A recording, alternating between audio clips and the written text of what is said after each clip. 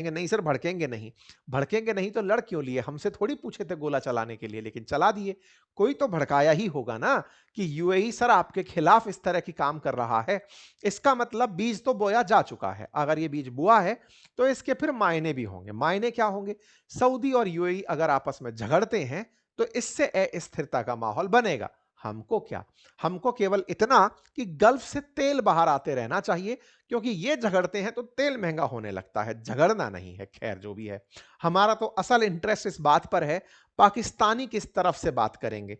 एक तरफ सऊदी के साथ रहकर डिफेंस डील की बात करते हैं और यूएई के अंदर रह करके उनसे मदद लेते हैं। ऐसे में सबके स्टैंड क्या होंगे? कतर जो सबका पंच है, वो सबको फिर से शांति की दरखास्त कर रहा है कि शांत रहिए। यूएई अपनी तरफ से स्पष्टीकरण दे रहा है। पाकिस्तान ऑल इज वेल कह रहा है, क्योंकि इसे पता है कि अगर एक तरफ से भी इसने किसी का साथ दिया, ये दूसरी तरफ से बजा दिया जाएगा। क्योंकि हाल ही में यूएई ने इन्हें 1 बिलियन डॉलर का, क्योंकि हर बार ये पक्षी मरवाने के लिए बुलवाते हैं, इस बार भी जब ये पहुंचे थे ऑफिशियल विजिट पर यूएई के प्रेसिडेंट, तो इनको 1 बिलियन डॉलर के आसपास का डिपॉजिट देकर चले आए कि तुम इसे यूज करते रहना मान करके। पाकिस्तान ने अपने आप को प्रस्तुत कर रखा है गल्फ नेशंस के बीच में कि आओ और हमारे यहां पर चिड़िया मारो। चिड़िया मारने के लिए इन लोगों को बुलाया जाता है और इस तरह की मेहमानबाजी करके ये इनसे बढ़िया पैसा वसूल लेते हैं। खैर कुल मिलाकर हमारा तो उद्देश्य इतना ही जानना है कि यूएई और सऊदी झगड़ते हैं तो पाकिस्तान किसका साथ देगा, भारत को किसके साथ फायदा होगा, यमन की अस्थिरता भारत के लिए कितनी नुकसानदायक है।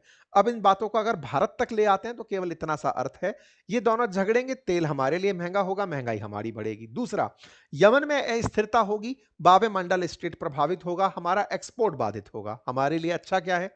हमारे लिए अच्छा है सर्वे भवन्तु सुखीन, सर्वे भवन्तु निरामया, सब शांति से रहो, क्योंकि यहां आई हुई अशांति भारत के लिए भी नुकसान का सौदा बनती है। ठीक है साहब, फिलहाल के लिए इतना ही। आप लोग इस विषय पर क्या सोचते हैं, अपनी राय जरूर कमेंट बॉक्स में दीजिएगा।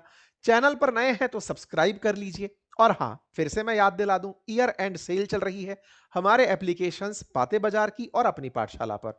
जाकर कोर्सेज का लाभ ले लीजिए। आज आखिरी दिन है, पहले ही नव वर्ष की आपको बहुत सारी शुभकामनाएं।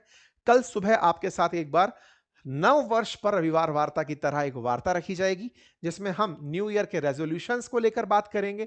आप और हम क्या मिलकर कुछ नया करने जा रहे हैं, हमारे वो प्लान आपसे डिस्कस होंगे।